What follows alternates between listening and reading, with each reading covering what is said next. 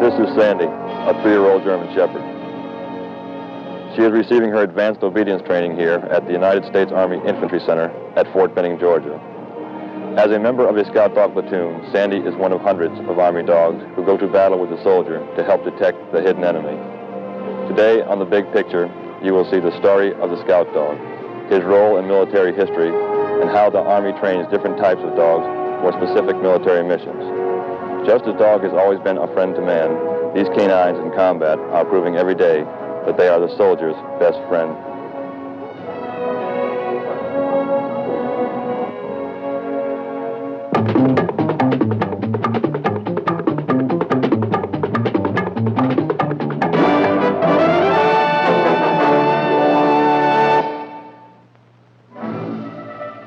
To detect the presence of an enemy, to obtain warning of impending attack, the United States Army uses the most sophisticated detection devices that modern science can provide. A much less heralded but equally significant method of detection is through the use of man's best friend.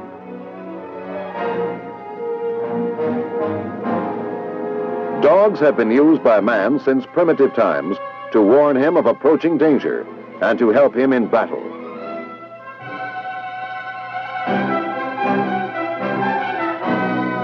Though dogs were employed by both Allied forces and Germany in the First World War, it was not until World War II that the United States Army used organized dog units to support combat operations. The Army, employing various breeds, trained dogs essentially for scout, sentry, and messenger duties.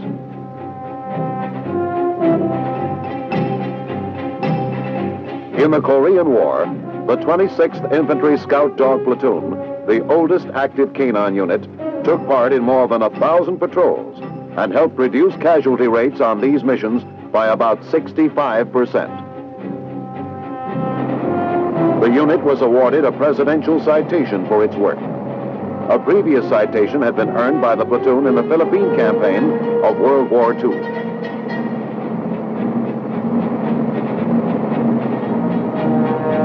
Army dogs have served with United States troops wherever their assignment has taken them, from Greenland to Japan, from Hawaii to Germany. Today, the training of dogs for military purposes has taken on new complexity and sophistication. The Scout Dog School at Fort Benning, Georgia, is one of several Army establishments which trains dogs for specific missions.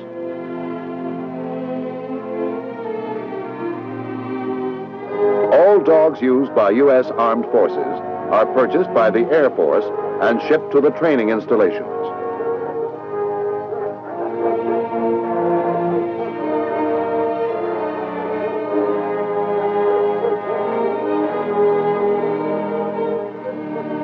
These German Shepherds are in various stages of training as scout dogs. Carefully selected for size, working ability, and temperament, the dogs will be matched with handlers to form scout dog teams, which will be assigned to combat units.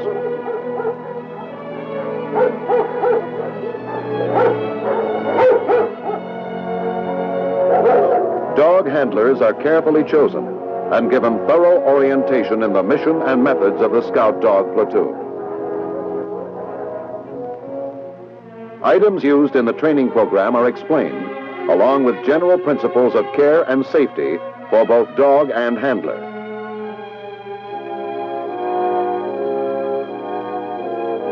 The basic requirement for an Army dog handler is the same as that for any good dog owner: a love for the animal. Before formal training begins, dog and man get acquainted. Because the dog will normally work with the same handler for a long period of time, it is important that they get to know each other from the beginning.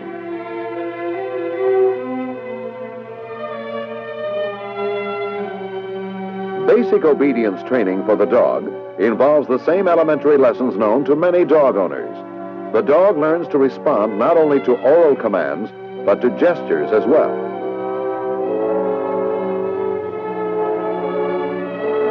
Failure is met with a disapproving reaction from the handler.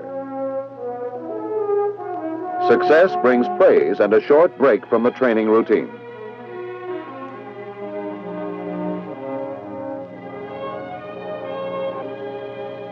During the early stages of training, the dogs are carefully observed for any instinctive traits that might interfere with their mission.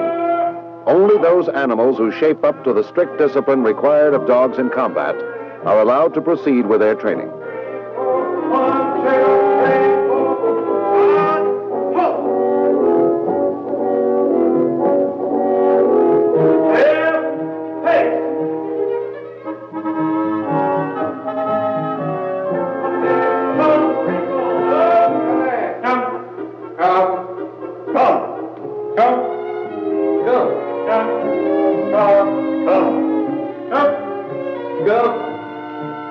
The scout dog detects his quarry by airborne scent. Because there may be livestock in the combat area, the dog must be taught to discriminate between animal and human scent.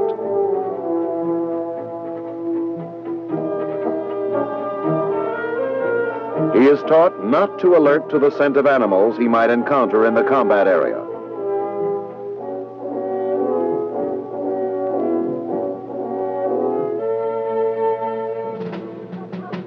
After 2 weeks of general orientation and basic obedience training, man and dog move out to the field for the next 10 weeks. Here they will get down to the serious business of learning how to scout for the enemy's presence. Training areas are chosen to simulate an environment similar to the one in which the dog will be operating during actual combat.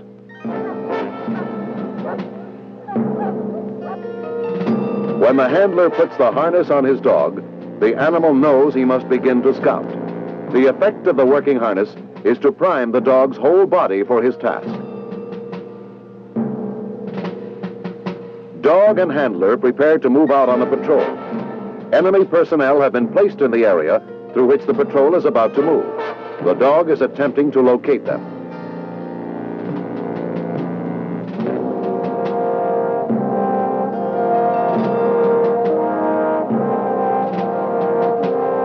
The dog's sense of hearing is 20 times greater than that of humans. His sense of smell is 40 times keener.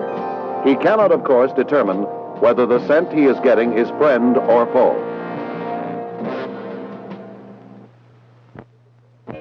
It's up to the handler and members of the friendly patrol to make this identification based on any combat intelligence they may have received. The scout dog team's mission is to give an early silent warning of the presence of enemy personnel or equipment in the area.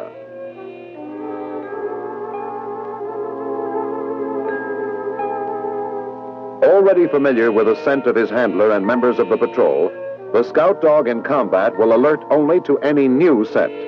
Under ideal conditions, highly trained scout dogs can detect scent as far away as 1,000 yards. The dog is taught to work silently so that the enemy will have no warning of his presence. Everything animate or inanimate has its own distinctive scent, and the scout dog may alert to the scent of hazardous objects set by the enemy as traps for our soldiers.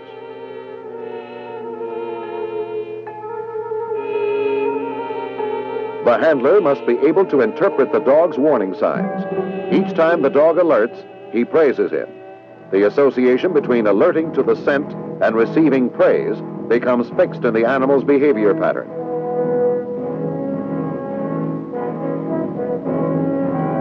The handler interprets the dog's warning signal for the patrol leader so that he may take appropriate action.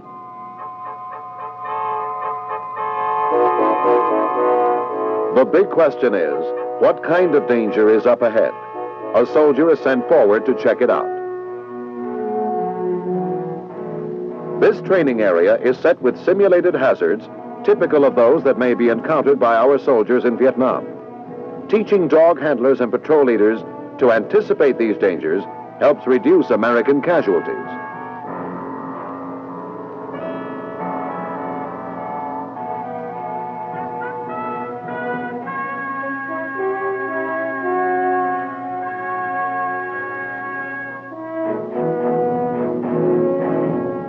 The dog's greatest reward is always approval and praise from his handler. After a hard day's work, it's chow time. Feeding the approximately 300 dogs at the Scout Dog School takes some doing. The total consumption of dog food at the school is 600 pounds of dry meal and 300 pounds of meat a day.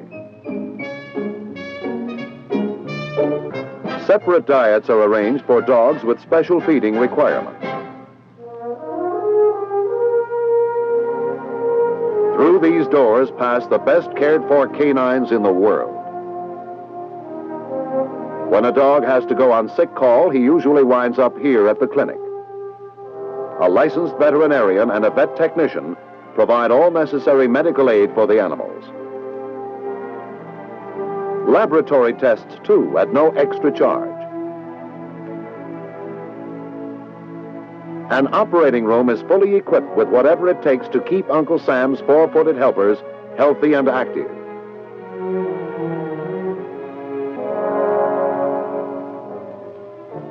In the 8th week of Scout Dog training, the animals are given a wide range of specialized experience.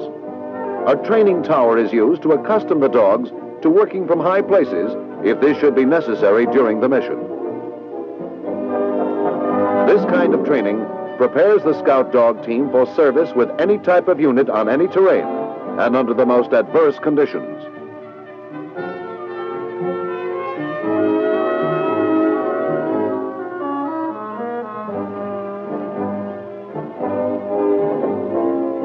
At the end of the 12-week course, the dog handlers receive certificates indicating their successful completion of the training program.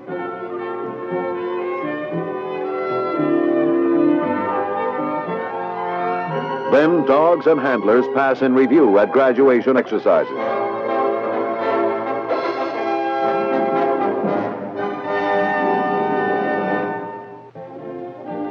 At Fort Gordon, Georgia, another important canine training center, the tracker dog program employs a different technique for hunting down the enemy. Using another breed, such as the Labrador Retriever, tracker dog training conditions the animal to follow the direct scent of a ground track left by the enemy. While the Scout Dog picks up only a foreign scent that tells him humans are in the area, the tracker dog will follow the specific scent of one individual member of the enemy party.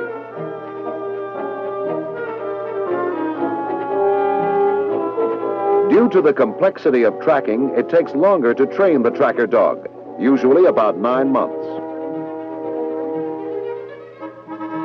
These dogs are in various stages of training, depending on their individual rate of progress.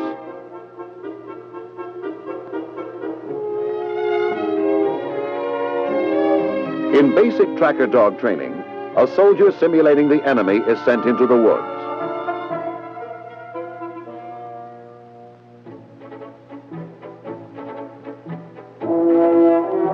The dog is then put in the area where the track layer was known to have passed.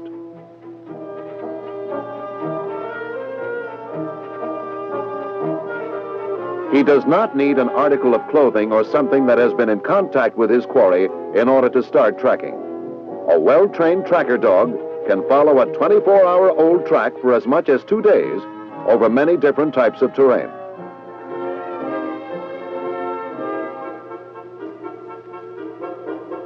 As the scent of the track gets stronger, the dog will react, often by straining vigorously at his leash.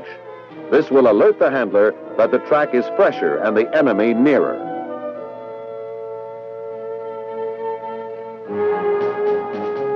To make certain that the dogs are combat indoctrinated, they are familiarized with the sights and sounds of battle.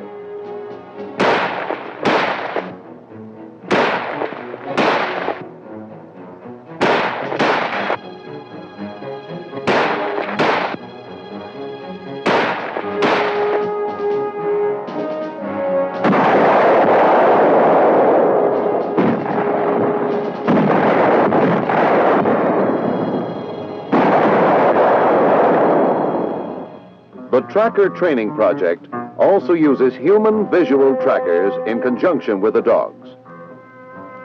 These men, trained like the Indian scouts of our pioneer days, can get a lot of information about the enemy from the condition of the trail and the growth around it. Even such minute data as how many were in the enemy party, how long ago they passed through the area, and which direction they took can be determined by the visual tracker. When the trail can no longer be followed by signs, he returns to the combat tracker team, and the use of the tracker dog may be called for. The tracker team consists of 5 highly trained and skilled individuals.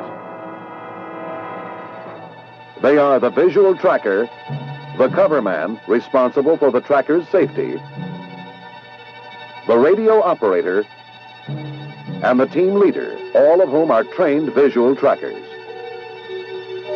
And of course, the handler and his dog, used here as the rear guard of the team. In this problem, enacted as part of the training program, a tracker team moves into the woods.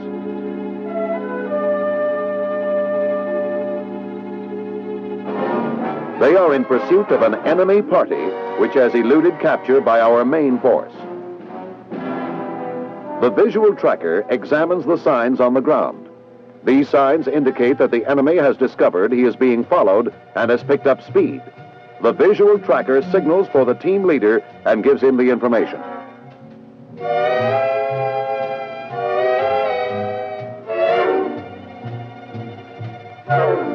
The team leader has decided to use the tracker dog to speed up pursuit of the enemy.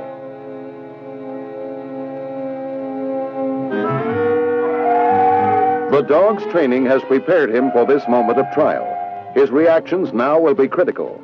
In actual combat, the dog's early warning of danger could help save the lives of many soldiers. Will this dog be equal to the task?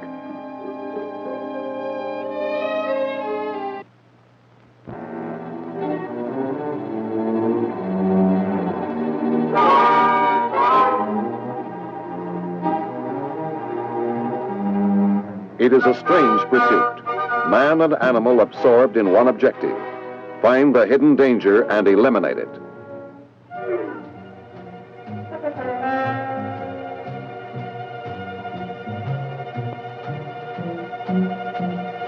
The dog has alerted on the enemy party.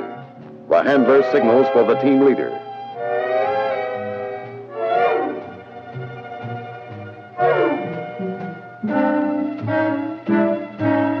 Now the leader must decide what type of support will be needed to handle the job. The team leader informs the support commander of the situation and requests the support forces nearby to encircle the area indicated by the dog's alert.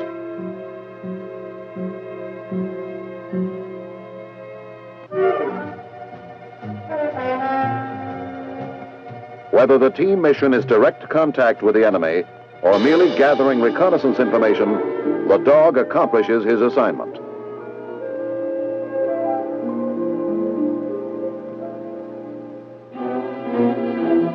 Another important military use for the dog is sentry duty. Sentry dog training is provided at Army installations both in the United States and abroad. At Fort Gordon, orientation in sentry dog handling is given to members of military police units.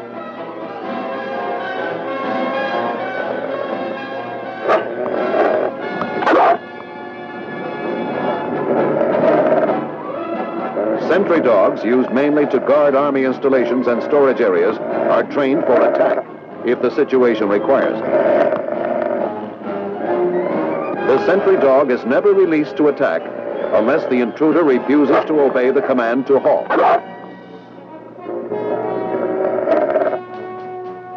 At the Army Sentry Dog Training School on Okinawa, a 6-week course emphasizes the training of replacement sentry dog and handler teams for duty in Vietnam.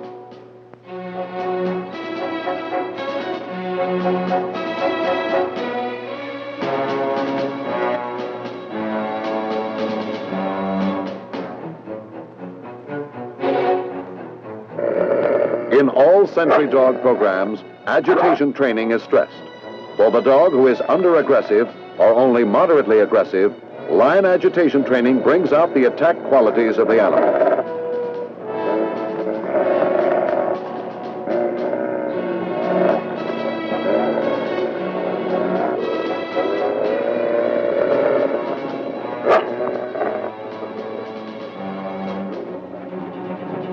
From training programs at the various U.S. Army installations, Army dogs are airlifted to their assignment.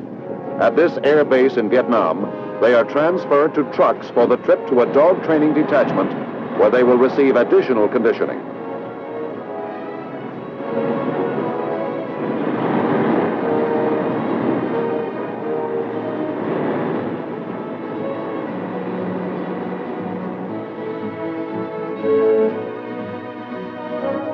Refresher training is essential to accustom the animals to the actual conditions of climate and terrain in the region where they will be working.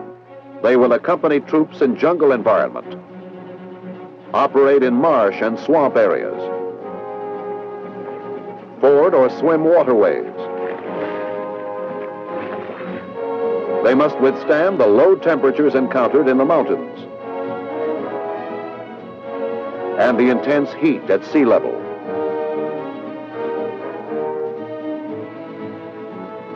The dogs become easily accustomed to the varied means of transport required for troop movement.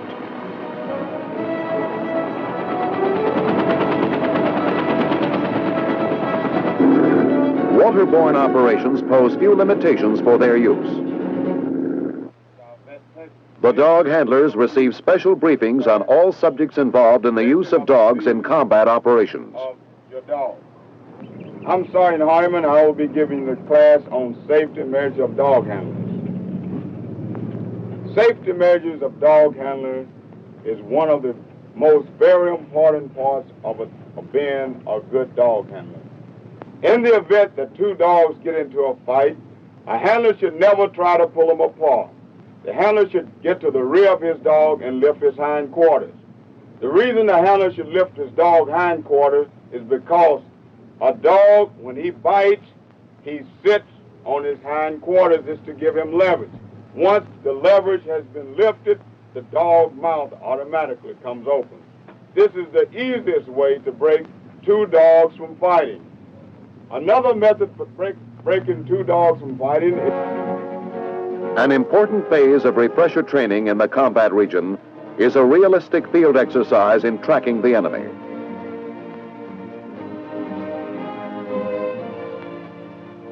Next man, Wilson. I want you to go out there about 200 meters where that big bush is. Place yourself there. Be sure you cover yourself well. Conceal yourself so the dog team cannot see you.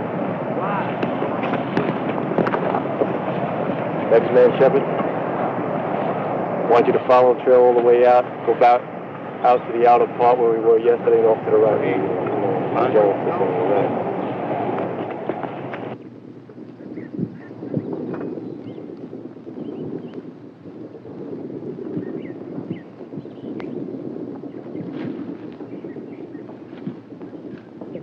All right, the wind's blowing from left to right. My dog and I will cover the left flank. You will keep your eyes on the right flank at all times. Any questions? No, it's not. All right. Okay, change your moment right there.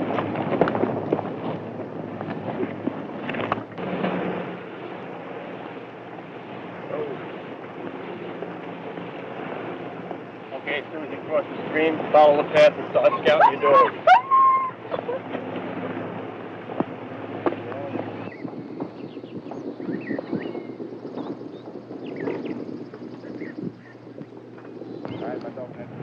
Left flank. Check it out. Easy. Easy. Easy.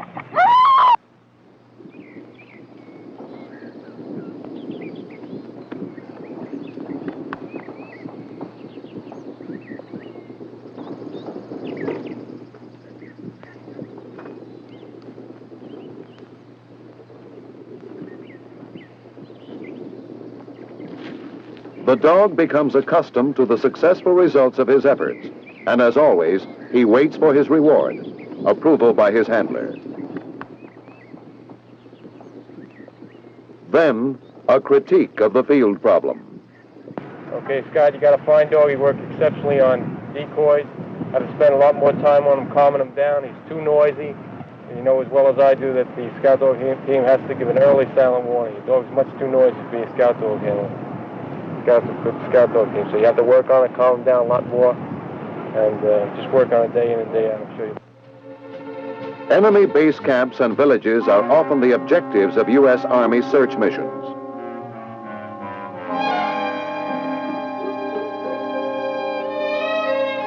The villages provide effective hiding places for the enemy. Many of the dogs are specially trained to discover hidden caches of food, weapons, and ammunition, or to seek out personnel hidden in tunnels in the area. Army dogs are also being trained for off-leash operations. Here, a transmitter with miniature components is attached to the dog's harness. While the dog is in motion, the transmitter sends out an intermittent signal to a receiver. The receiver is either carried by the handler or worn in his headgear. When the dog stops and alerts, the signal continues without the interruption. Adaptable to many situations, responsive to teaching, and with a high degree of problem-solving ability, the expertly trained Army dog has become a valuable ally to the American fighting man.